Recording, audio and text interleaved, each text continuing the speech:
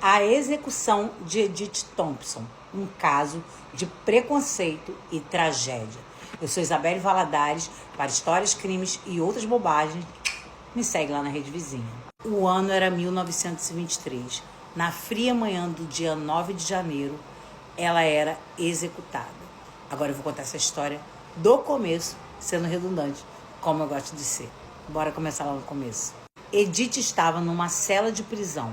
Era 9 de janeiro e passos firmes foram ouvidos no corredor.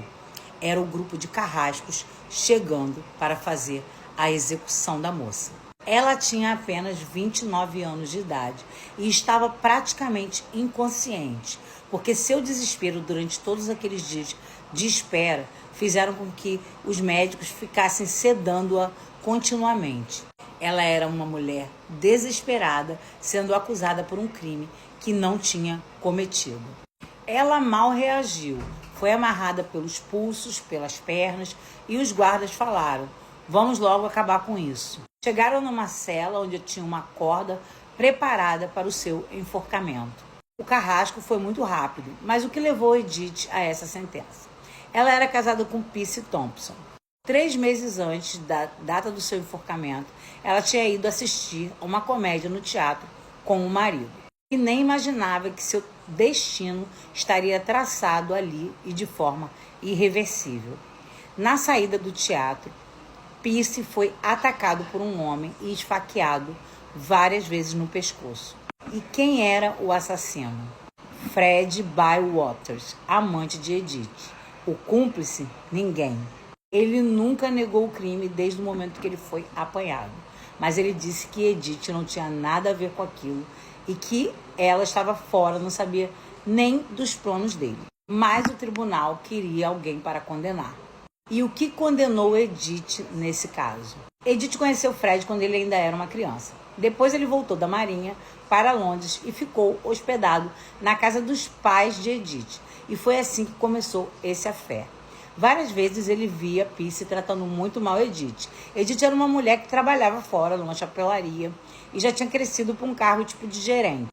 Aqui você vai vê-la aqui na direita, a 5ª pessoa da foto, trabalhando lá, e ela com esse dinheiro ela conseguia manter a casa, ganhar mais do que o marido e também ajudar aos pais.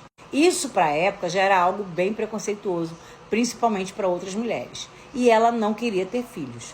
Ela escrevia diversas cartas para o amante e pedia a ele que as queimasse, logo assim que lesse. Mas ele não queimava. Sempre os amantes não queimando a merda das cartas. Aí o que acontece? A polícia chega no quarto dele, encontra as cartas dela e começa a fazer recortes da leitura do que ela dizia para ele.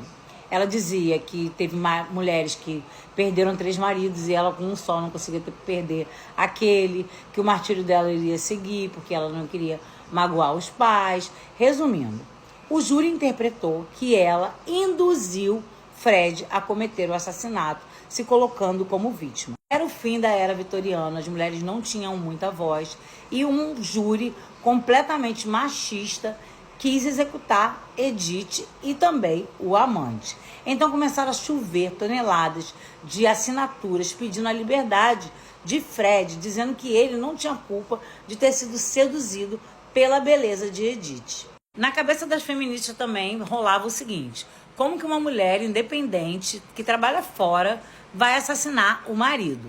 Ela tinha tudo que as outras mulheres não tinham, ou seja, ela podia trabalhar, o marido deixava, ela ganhava mais que o marido. Então, para que ela foi ser infiel? Esse era o pensamento preconceituoso da época. A sociedade julgou, então, Edith culpada. Ela foi enforcada e 500 metros de onde ela estava, Fred foi enforcado ao mesmo tempo. Milhares de pessoas tentavam entrar para ver o julgamento de Edith, inclusive alunos do museu Madame Tussauds, que faziam personagens de cera, foram ver para poder fazer os dois, o casal. E eles chegaram a fazer e foi retirado em 1980 do museu essas 2 peças a pedido da família. O romancista Edgar Wallace, que era um repórter na época, deixou a seguinte frase no jornal: se alguma vez na história desse país uma mulher foi enforcada por puro preconceito de um público desinformado e sem o menor indício de prova que justificasse o enforcamento, essa mulher foi Edith Thompson. E hoje a família dela entra na justiça pedindo que esse veredito seja revogado para que a alma dela tenha paz.